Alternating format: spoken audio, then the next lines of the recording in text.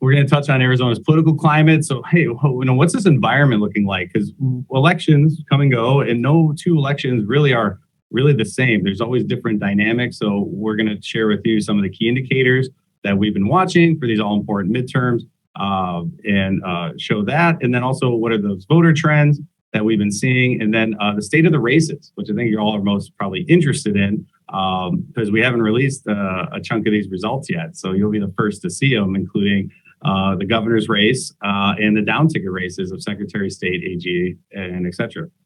And then I'll also share with y'all party and key voter profiles. So that's what you have in store for today. So buckle up, get ready. We're about to blow your socks off with some insights.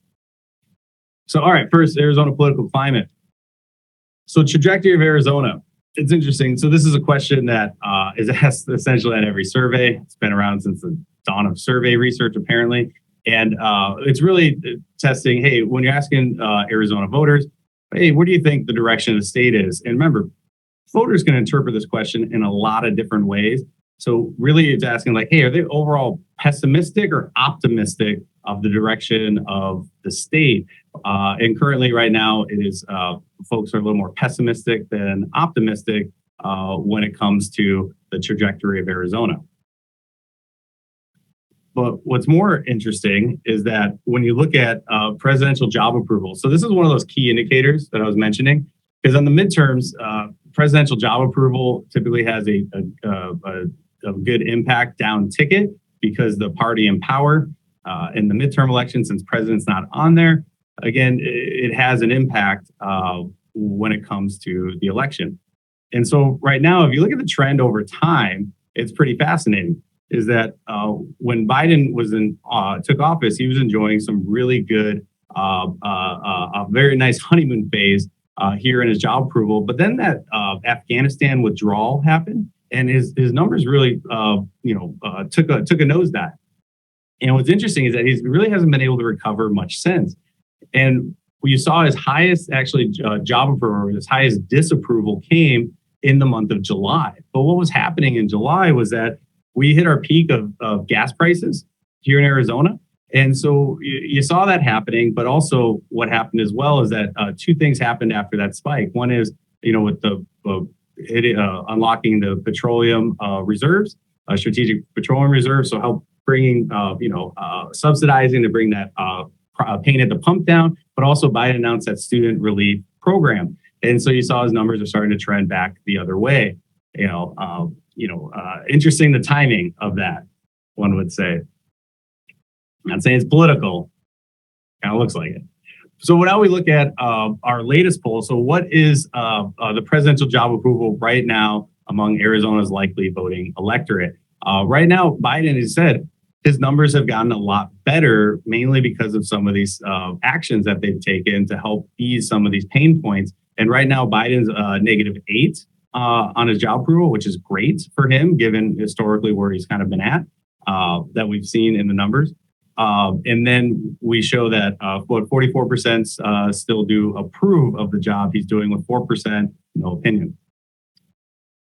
What's interesting, as we were talking about, is that kind of showing a snapshot of where Biden's numbers were among Democrats. So what we're showing you here right now is this is just among Democrats, presidential job approval by age. So this is in the September timeframe, so month of September, 18 to 54-year-olds, 55 plus on the second line. And then here is October, the other numbers. And so remember, what happened in between there was that student loan debt forgiveness. What's interesting is that Biden, his numbers, he was really struggling with the younger wing of his party during that time. But then the student loan debt forgiveness happened, and you see that it shored up his numbers. He went from a plus 48% net approval among younger Democrats to plus 71%.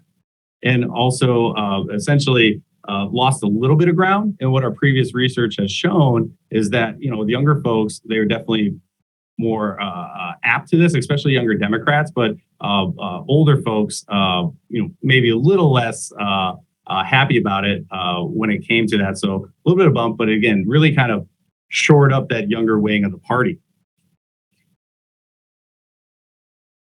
And here's also showing kind of some key demographic groups on Biden's job approval. There's a lot of demographic groups, but kind of pointing at the ones that are kind of more important for a general election, especially now. And so looking at Hispanic Latinos, right now, Biden's actually plus 14, so above water with Hispanic Latinos, doing very well with self-identified moderates. So on that political ideological scale, are you liberal, are you conservative, are you moderate? So not about your party registration, but more your political ideology.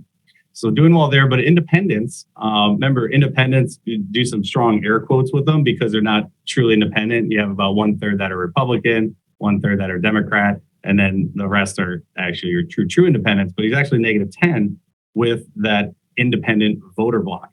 But with suburbanites, which is a key group because there are definitely different factors that moved Arizona to a swing state. But unequivocally, the suburban shift was really the main thing that moved Arizona from a ruby red state to a battleground state. And right now, Biden's a little bit underwater with that key swing suburban group, and slightly above water with college educated, slightly below water when it comes to high school or less education. So looking at some most important issues over time. So this is showing from July of 2020 up until 2022 of May. And we'll see we cut off there, and there's a reason why, and I'll get into that in a moment. But what we've seen is trending wise is that, jobs and economy and immigration were very much leading the way of the top two issues. And the issues kind of jockeying for third place was education and healthcare. You see healthcare was higher on voters' priority, but as people have kind of normalized to COVID and our current situation, you've seen that drop off. But also the other interesting thing, we have historically seen that education will typically rise up as we get closer, as we march towards election day. For this election, we haven't seen that, which is kind of interesting because the last few election cycles, we've had the Red Fred movement. And for whatever reason, you're just not really seeing that. I haven't really seen that movement much at all, but you see education not nearly as high of a priority as it was. But now we look at, those are the issues in May, but then something happened.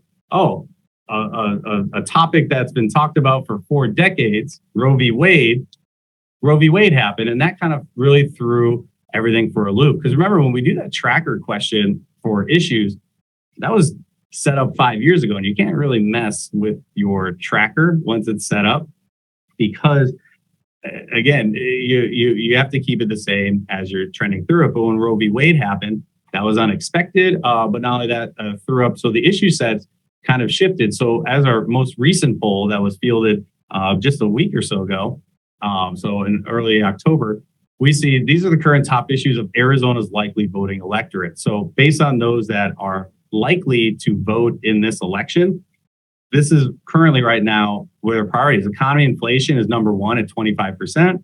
Abortion is actually number 2 at 17%.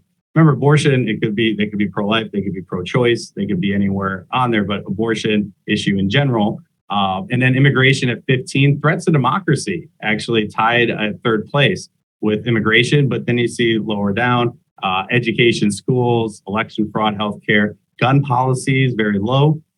And then something else listed, only 4% chose that. So again, a lot of these issues are the current ones that are going on. These are really the priorities among voters.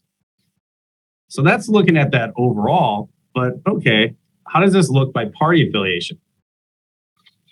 And you see that we broke out, so you have the 4 top ones, economy, inflation, abortion, threats to democracy, and immigration. But then we broke it out by the party, where the different parties, so the red team are Republicans in red, purple is those independents in the middle, and then Democrats are the blue team. And you see that what's interesting is that the economy, inflation, very much a high priority for Republicans, but also immigration. And you see that among Democrats, their top ones are abortion and threats to democracy. And then you look at, Republicans, they're kind of the opposite. Same with Democrats on those key issues, but independents, those key group in the middle. Interestingly enough, economy, inflation, number 1, followed closely by abortion, and then threats to democracy and immigration. So we see here what's important to which group. So whether they're trying to consolidate their base, they're talking about the issues respective to them, or they're trying to get those all important voters in the middle. It explains a lot of you seeing the messaging that they're currently doing these candidates, and especially in the primary. The primary is all about immigration for Republicans, and then on the Democrat side, it's definitely more on threats to democracy and, of course, abortion, especially when that came out. Excuse me. So moving along to this, looking at just the 21%. So that 21% over here, the group that said, hey, abortion is a top issue here in Arizona. When we're looking at that group, what do they break out at? And it's interesting. So looking at some of these key groups, among Katie Hobbs supporters, 30% of her current level of support or vote share is 30% say, hey, abortion's a key issue for them. But Mark Kelly supporters, 28%. Those that are younger age voters, 18 to 34, 28% of them. And then suburban women, a quarter of them. And then non-parents. So people that are not grandparents, not ones that currently have children in the nest, but non-parents right now.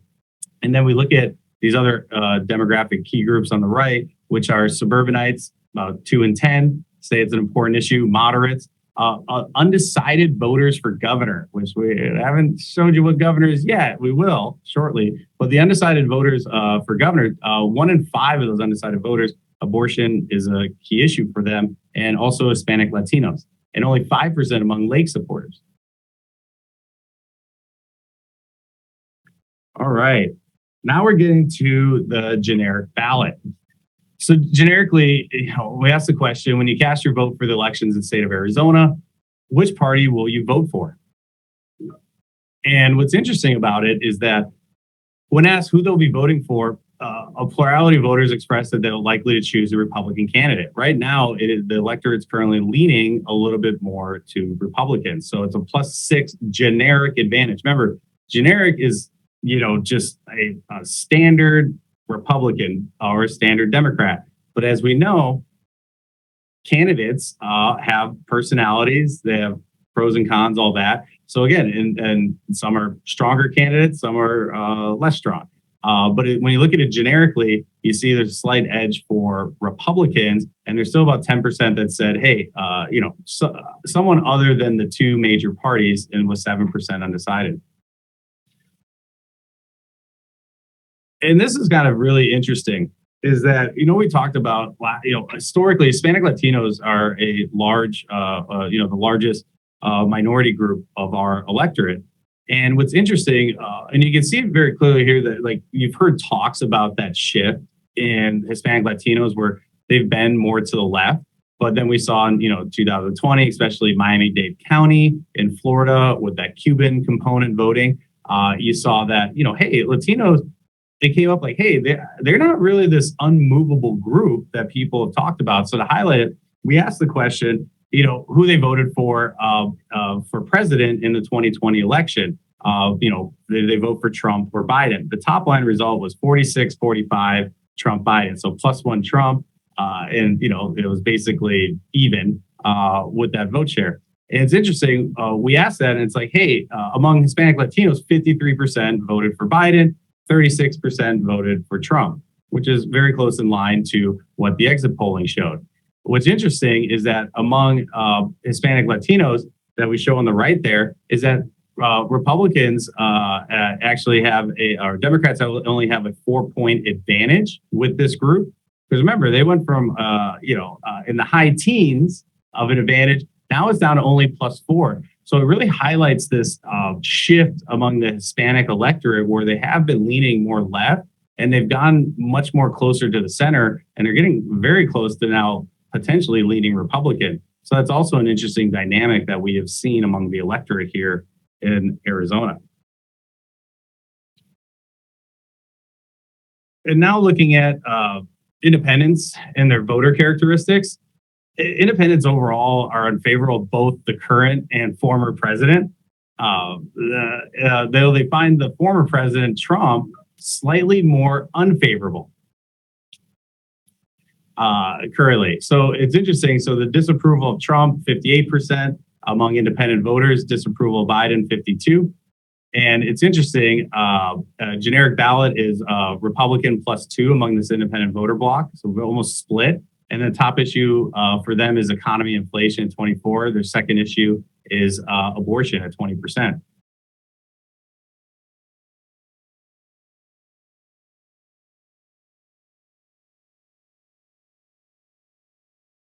So now we'll get into voter trends.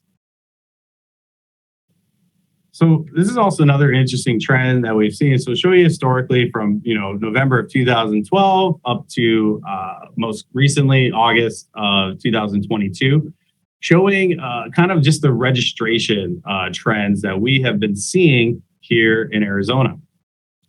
And we see that, right now, this is an interesting thing is that overall, it's been pretty good for the major parties. However, it's this interesting dynamic we've seen since the 2020 election, whether it's here in Arizona or even to the Northwest here, another battleground state of Nevada. You're seeing that independent voter bloc is really getting the most momentum or most traction, while both of the major parties are actually losing ground.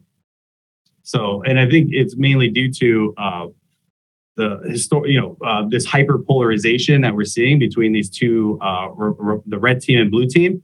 As they get more polarized or pulled to the respective extremes on their side, it's not really leaving a place for folks in the middle. So you're seeing kind of folks leaving either of those parties and gravitating over to the independent party.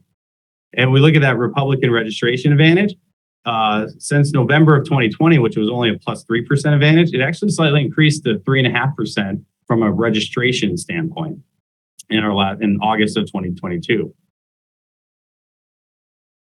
But why that's important is, so okay, that's the registration stats. But here at the end of the day, midterm turnout. So showing turnout since 1982 up until 2018 for midterms. Remember, midterms are every 4 years. They alternate with those presidential years. And you see that in 2018, we saw almost the highest we've seen since 1982. We had 64.8% turnout in 2018. So it was a pretty high one, especially. And why that's important, because, for example, if you were in 2018, it was about a Republican +6.5 advantage. So with saying that, so Republicans, and think of it this way, R's vote R's, D's vote D, and you battle for the folks in the middle. So in these midterms, it's very important of like, hey, who turns out? Because again, because of that base factor really makes an impact. And we'll highlight that more, especially when we show the down ticket races later on. But you'll see that in 2014, where it was much lower, that was in double digits advantage for Republicans. And what's interesting for 2018 or for 2022, the question is, hey, what is turnout going to look like? And people have it at varying degrees. The polling we've modeled it at a Republican +8. So it's not going to be what it was where Democrats had their best performance here at R +6.5. And it's not going to be here where Republicans were in double digits or low double digits. I think it's going to be basically somewhere in the middle on enthusiasm. But again, that's probably the big X factor wild card. And that's why midterms are probably the hardest to pull, because presidentials are easy because everybody turns up. The thing about midterms, who's going to show up to vote? Because you have opinion, but if you don't go out and vote, that's going to have an impact. So again, it's very much turnout, but that's kind of what we are looking at. But now let's turn to the races. So U.S. Senate in Arizona and broadcast spending. So we're going to spend a little more time on this one compared to the others, just because it's one of the big two in the state. All right. So we have here our most recent poll, and that, it shows Mark Kelly at 46% support, no matter what poll you look at. Mark Kelly is sitting at 46, 47, 48. He's hovering pretty close to that 450% threshold. Blake Masters is at 33% and only 6% undecided. One of the interesting things was, 15% said, hey, libertarian Mark Victor. The reality is a libertarian, I don't think, has gotten double digits in decades here in Arizona. And so what's interesting with that 15% is that I don't think they're actually really truly voting for Mark Victor. I think those are kind of just more protest votes right now. And I'll go into a little bit more information on that as well. But what we're seeing in the race is that there's a huge on the financial side of things. So here's the top line of polling. But here in the financial side of things, you see that Mark Kelly has a massive advantage. So this is his total raise in the dark green. Like is how much money did he have on hand based on the last FEC report, which I believe they're in the middle of reporting one right now. So this is based on last quarters because all the numbers aren't in yet. So we didn't want to update them yet. And then you see Blake Masters. So there's a huge disadvantage with 25 million cash on hand to 1.5 million cash on hand. Mark Victor, very little. But when we look at kind of some of these key voter block groups, Mark Kelly's doing incredibly well with moderate voters, so self-identified moderates. Blake Masters only at 15% compared to Mark Kelly at 6 and 10. And then independent voters, almost a 2-to-1 advantage over Masters. And you see some of those independents saying, hey, I want Mark Victor. But again, we'll get more into that. Hispanic Latinos, Blake Masters is actually only down by about 12 with that group compared to Mark Kelly. But the suburban women vote, which is a key voter block as well, Mark Kelly almost has a 2-to-1 advantage over Masters. But then in all important Maricopa County, you see 47% for Kelly, Masters 30, Mark Victor 16. Again, I think they're basically the takeaway is that Masters has a bit of a base problem, but I think that's something that can easily be remedied from now until election day. And so among this likely voting electorate, we see where some of those changes where, Masters really didn't adjust too much. Kelly really didn't move at all either. The big shift was that libertarian. But again, shift wise, I think is more so one of actually, again, they're just kind of not happy with the way things are going. And again, I think there's a good chance they'll end up coming home come election day if they really focus on shoring up their base. But Kelly's close to that all-important 50% threshold. And there are some of the key groups on the left there of what's really driving Kelly's support and then ones that are driving Masters' support. Where Kelly doing really strong with women, plus 21, doing well with Hispanic Latinos, also doing well in voter-rich Maricopa County. Masters, he's up in rural, probably not up as much as he'd like. And then parents of children under parents have children under 18, so current parents plus 12, and then that middle age group 35 to 44-year-olds plus 9. But looking at it by party, Kelly's Democrat base remains united. So here's the top line, all likely voters. But here, looking at kind of this party breakout, you see Democrats are super united right now on the base, at least on Kelly's race. They're very much lined in lockstep. There's really not much leakage there. And also the big thing, Kelly's doing really, really well with independent voters at 47%. And you see that, this is really the big takeaway is that Masters just due to the spending and him kind of running more to the right, he hasn't really moderated a ton for this general election. And you see that he's just kind of got a little bit of a base problem with some of these more right-leaning independents and then among his base here. But again, I think those are things that all could be shored up from now until election day for Masters. And we see here, so what's up with Mark Victor's support?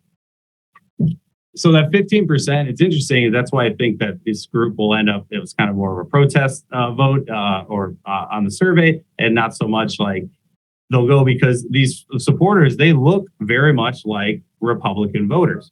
And when you look at that 15% share that Victor's getting, 83% of them disapprove of Biden's job performance. 73% of them say they'd vote for a generic Republican candidate. And then 21% said, hey, I'd go with a third party. And then 27% were actually Lake supporters.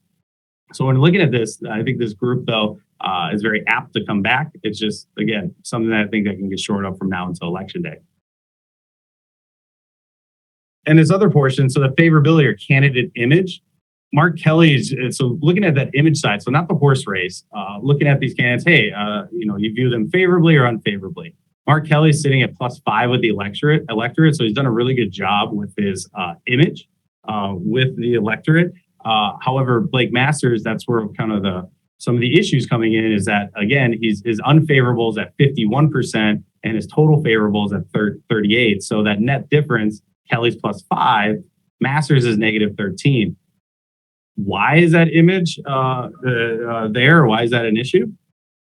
It's mainly due to broadcast spending. Remember, when you look at the millions of voters that are going to be voting in this election, think about it. how can you go out and reach all these folks and talk with them? You really can't. So broadcast spending is still one of the most dominant things to look at outside of polling is broadcast spending when you look at these big races such as like governor and Senate.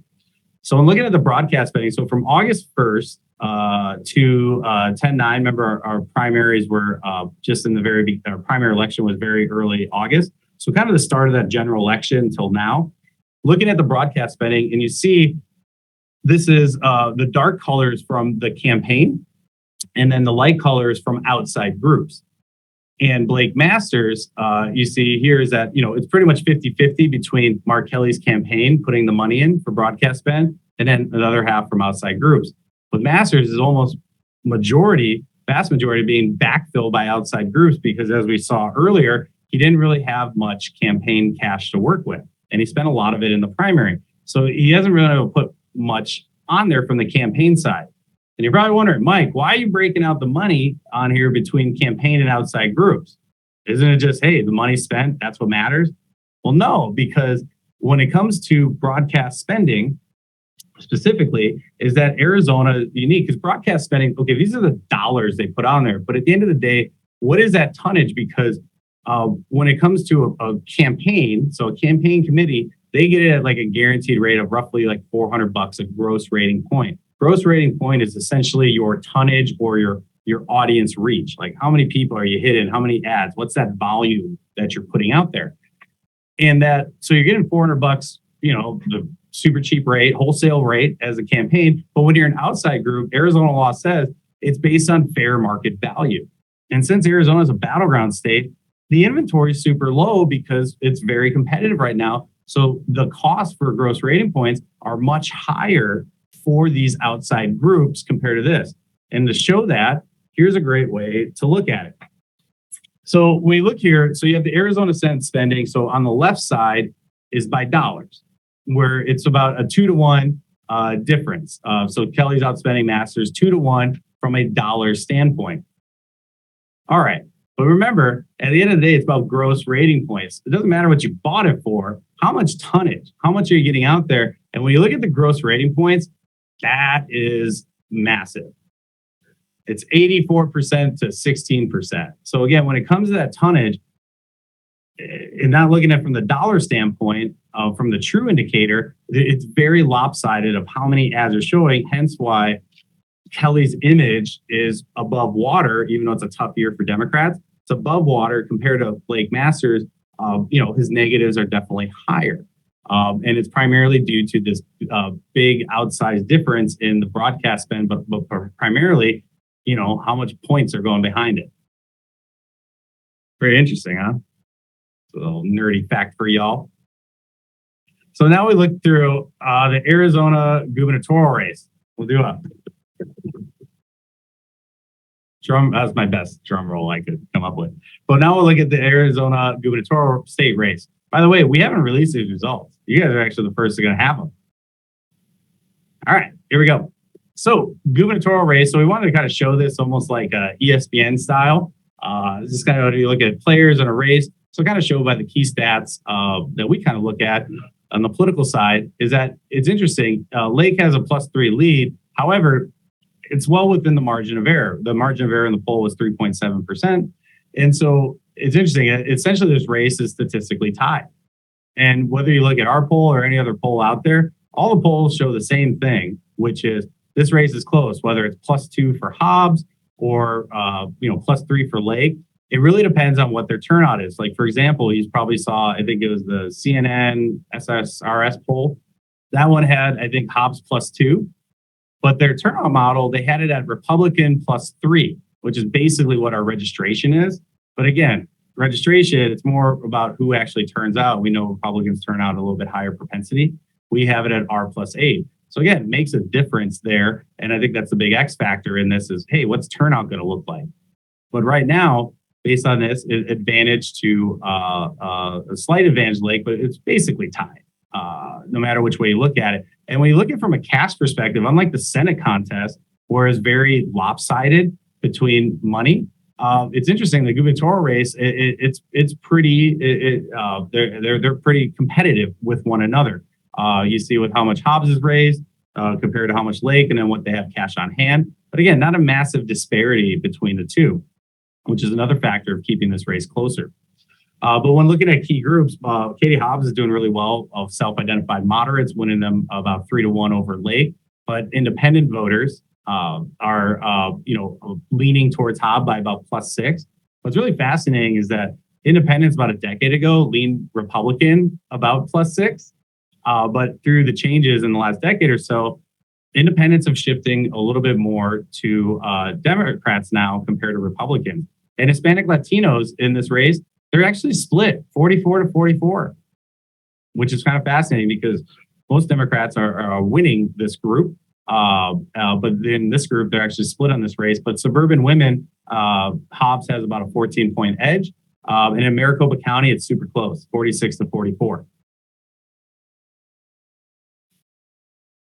So in this gubernatorial race, it's just showing the top line again. But what's so fascinating about this contest is that actually it's going to really come down to those 9 or 10% that are undecided. It's 9% undecided, 1% refused. So let's say 10% undecided, make it easier for all of us. So 10% are undecided. What's so crazy? Okay, let's say this is definitive, right? It's not a fuzzy number, right? With that margin of error. Let's say this is definitively 47-44. Here's the thing, that 10% could easily shift of who is going to be our next governor. So what's so crazy is that much of the vote is already kind of baked in, and it's really going to come down to like 1/10 of the electorate of who's going to side, and of course, them pushing out their respective supporters. But Lake support, she's crushing it in rural Arizona. She's +30. But among that 35 to 44-year-old group, +26. Non-college educated, so don't have a bachelor's degree, so anyone below that will be +14. And then among men, she's doing really well with men, +10. On Hobbs, where she's performing outsized, is among moderates at +39. In Pima County, which is the most liberal of our counties that we have, or more Democrat leaning, they're +28. And then those college educated, which we've seen are kind of starting to shift a little bit more to the Democrats, where non-college educated shift lean a little bit more Republican. She's +21 with college educated. Remember, college educated, they're about 1/3 roughly of the electorate compared to the non-college educated, about 2/3. So they're the non-college educated are bigger size compared to college plus. And 18 to 34-year-olds, she's +8. But looking at from a party affiliation standpoint, you have your top line up there, but here you have Democrats, Independents, and Republicans. And this really highlights kind of this electorate right now when we look at it, especially when things are kind of somewhat balanced. So when there's not massive spending imbalances, things like that. When you look at this race, Democrats voting Democrat. And yeah, you get some crossover there. But then you over here, Republicans voting Republican. Yeah, you get some crossover too, but they basically cancel each other out. So again, that phrase, Republicans vote Republican, Democrats vote Democrat. When you look at it in general, it's very much true. And so these all-important independents in the middle are slightly edged to Hobbs right now. And there's about 14% still undecided in that group. So it's very fascinating to see that, those independents could still shift a little bit from now till election day. But again, it's really base turnout strategy and then capturing or persuading and getting some of those independents into your corner are really going to make the difference. But this is going to be a tight race. All right. Arizona Secretary of State. You have two candidates, Adrian Fontes, who wants to make elections boring again, and then you got Mark Fensham, who's going to make elections great again. Two different ones. And so Secretary of State, it's statistically tied. It's only a 2-point difference between the two. Again, margin of error is 3.7. This race is very much a toss-up in that 17% of the electorate is undecided. Remember, we polled just before early voting began. What we have seen historically is that once voters get their ballot, you'll see this undecided number start to really drop down, probably closer to about 10 or 11%. Because once they get that ballot, I got to vote on this. Oh, who are these folks? And you'll see that start to move a bit more. But that's really going to be the deciding factor, the 17% on this down ticket race. But from a fundraising standpoint, it's interesting. Fensham actually has the edge over Fontes. And it's funny, in many of these races, the Democrats have a sizable money advantage, primarily in the congressional contests or federal offices like Senate, Congress, etc. But you're seeing that here is that Fincham actually has a bit more cash that he's raised and a little bit more on hand than Fontes. But when we look at some of these key voter blocks, what's interesting, we might read some of the tea leaves of how maybe some of these more swinger groups are gonna go. So outside of your base supporters, moderates, Adrian Fontes almost has a 3-to-1 advantage. He's got a 5-point advantage among independents, and then Hispanic Latinos, he's got a 6-point advantage. Suburban women by about 16 points, and then Maricopa County, he's actually got about a plus 4-point advantage. Because Fincham is doing pretty well in the rurals. But you also, again, still have a decent amount of undecideds, but that should really shift as they get that ballot in the mail. So since this race could go either way, which I know may make some people's heads explode or make people really happy, depending which side you're on, Fontes, again, those key groups, but he's doing well with women, +6, he's +5 in the suburbs, he had a slight edge in Maricopa County. Fincham is +38 in the rurals. +38, that's massive. I believe he's actually higher than Kerry Lake is in the rurals. And that's people that say, hey, rural geographic density. And then other counties is based on the geographic one. So there's two ways to look at it. One is rural, which is their geographic density. Do you live in an urban, suburban, or rural area, which is self-identified? And the other counties is the 13 counties. So not Maricopa, not Pima. So based on where they physically live. But again, you could be in a rural portion of the state and live in a suburban type area. So, but either way, you look at the rural aspect is that, then doing really strong. It's really buoying his support there. And he's doing well with men and 18 to 54-year-olds. Oops. And then breaking out among that party affiliation, you got your top line, but again, Democrats, Republicans, Independents. So again, D's voting D, R is voting R. Yes, you get a little bit of crossover. They cancel each other out. These folks a little undecided. They'll likely come home. But again, it's really this group here, these independents in the middle. But again, not truly really independent. You got some Republicans over here, Democrats, and it's really this group here. But it's fascinating that this race of the Secretary of State will come down to kind of these really these voter blocks right here. So treasurer. Who's going to handle our money in Arizona? So remember, Kimberly Yee is one of the few in the races where there's an incumbent. A lot of these were open seats, things like that. And so when you look at this race, is that Yee is actually, of the down tickets, she is actually doing the best. And she's really benefiting from, previous name ID and being known in the electorate. Granted, there's still 19% undecided. But again, sitting in a little better space than some of these other down ticket races. And then you look at from a fundraising side, they're both pretty equal. The difference is that Yee held on to a lot of her money, where Quezada, spent a chunk of his through the contest. So Yee actually has a little more resources available heading into early voting. But among some of these key groups, Martin is doing a little bit better with moderates, not nearly as big as some of those other races. But independents, Yee is winning them by 8 points.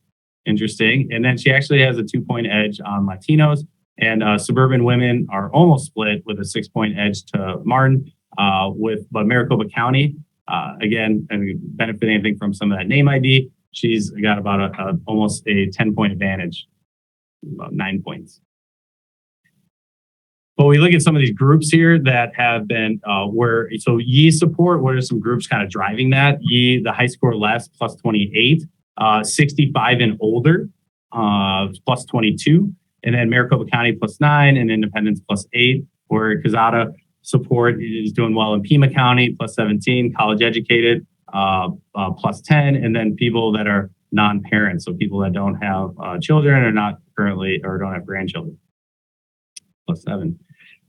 So again, looking at it from this party side, the big difference here, her base is a little bit stronger than Martin's, but a good chance those folks will probably start to come home. But you see a little bit more crossover there from Democrats to Republicans, where it was kind of the inverse on the previous ones. And then independents, +8 for Republicans, but again, still 27% undecided. So again, Yee actually leans Yee right now. A lot of these other ones are toss-ups. This one leans Yee, but again, that could change from now until election day. So Attorney General, who's going to be the top law dog in the state?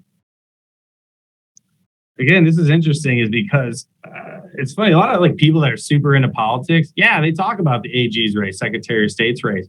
But when you look at the average voter, they're not exactly sitting around talking a ton about the Secretary of State's race or AG.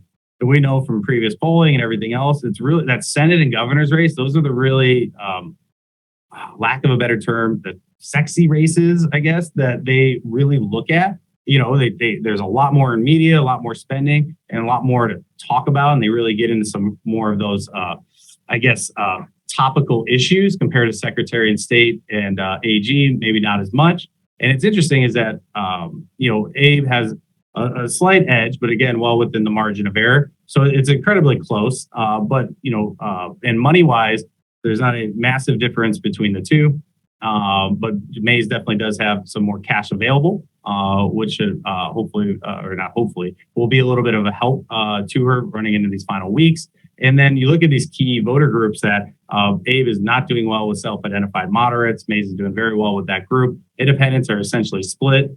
And then Hispanic Latinos basically split. And then suburban women, Mays has about a 11-point advantage there. And Maricopa County, dead even. But again, this 19%, very much going to be the decider. And when we look at what are those outside groups that are really pushing Abe support, again, those rural counties, very much performing well there. High school or less, and then doing well with men. Chris Mays doing good with moderates. Pima County, college educated, and those urban geographic density voters. And then here is it broken out by party. And it's interesting, independents are essentially split on this contest. That's why when talking about it, I'd say AG is probably one of the least talked about, maybe superintendent public instruction, actually corporation commission is probably the least, or mine inspectors actually the least talked about. But when you look at these ones, you see that, again, when these independents are truly not independent, you basically have a third here, a third there, and then really here's your true independents there that, again, that they're really going to need to have to go after in this election. And so, but again, kind of more that baseline voting that we're seeing there. So superintendent of public instruction, could we see a return of the horn? Possible. And then Kathy Hoffman, they're well within the margin of each other. Definitely races a toss-up right now. Bit of a spending or money disparity between the two. Horn has a little bit more of a cash than Hoffman does. But looking at some of these key groups, Hoffman is definitely doing better with a lot of these key voter blocks here in Arizona, especially among suburban women, +10 advantage. But independents, only a small 4-point lead. And again, you're seeing some of the same trends that are kind of buoying them, which is rural counties voting outsized for Horn, non-college men, again, doing well there. Hoffman, Pima, moderates, college, and urban. And then here is that party split, where Hoffman's doing slightly better with those independents. But again, with that base, you see where they're at. But, Horn has a little more leakage in his base. But again, those things should land up tidying up and should be very close. So now you're probably wondering, Mike, why do all those down tickets kind of look the same? Well, there's a reason for that. And remember, this goes back to this turnout. Again, I can't stress enough, midterms are so critically important of who the heck shows up. And remember, we have it at Republican +8. If it is a Republican, let's say this poll, for example, instead of having it R +8, let's say it was R +4.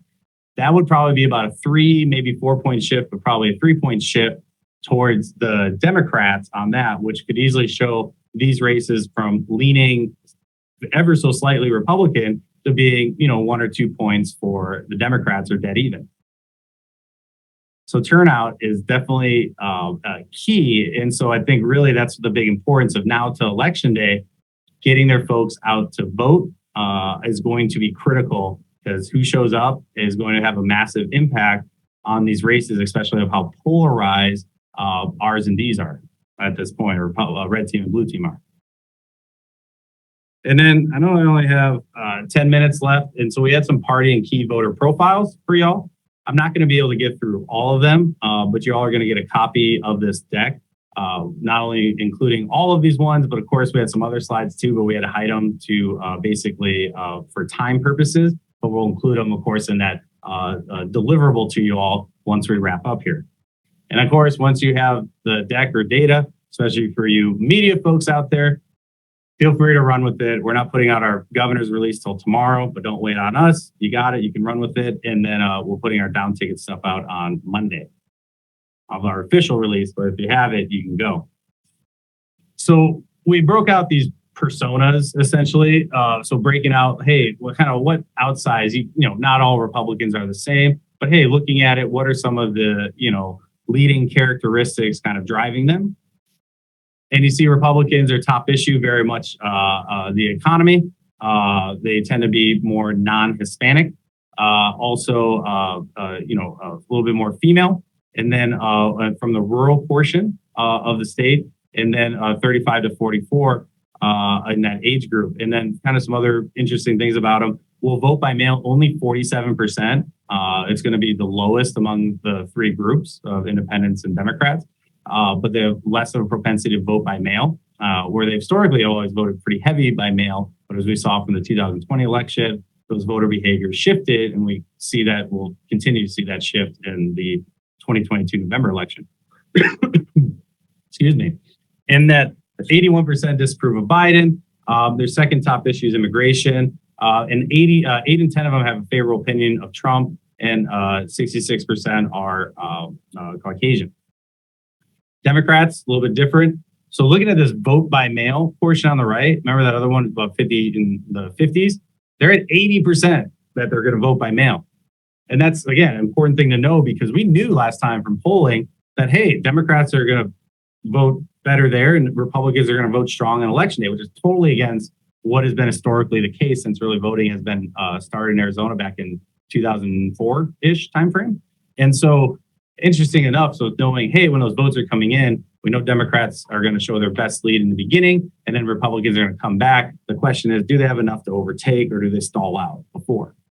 And so in a top issue, threats to democracy is right up there. Their second top issue is abortion.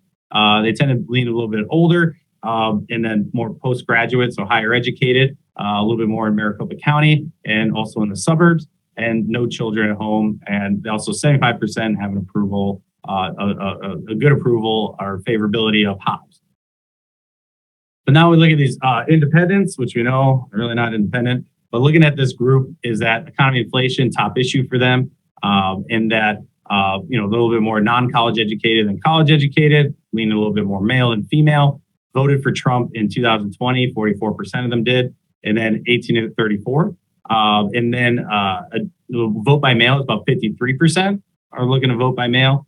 And then disapproves of Joe Biden, 52%, 33% are self-identified moderates, and 58% have an unfavorable opinion of Trump. And the group we had in the sample leaned +2 Republican, so ever so slightly, generically for Republicans. Remember, generic versus actual personalities candidates, different. So, but again, generically, they're actually +2.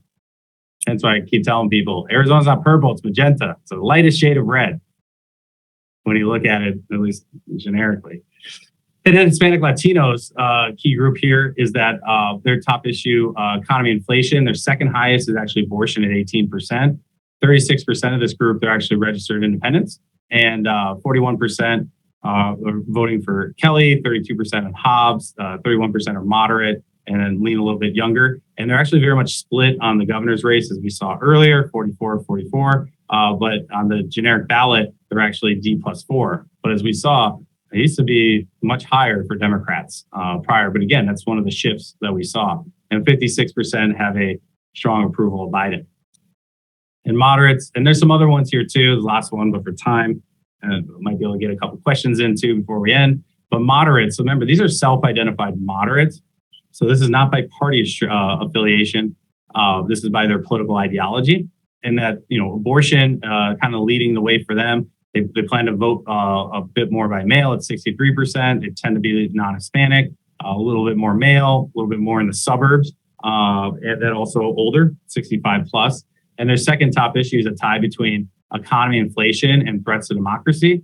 And a generic ballot, they're D plus 25. And again, that's one of the things I'm talking about Arizona. With moderates in general, Republicans used to perform, decently with them, but that's where some of the gap is. Those moderates are kind of trending a bit away from Republicans and leaning more Democrat. And 70% of these self-identified moderates have an unfavorable opinion of Trump.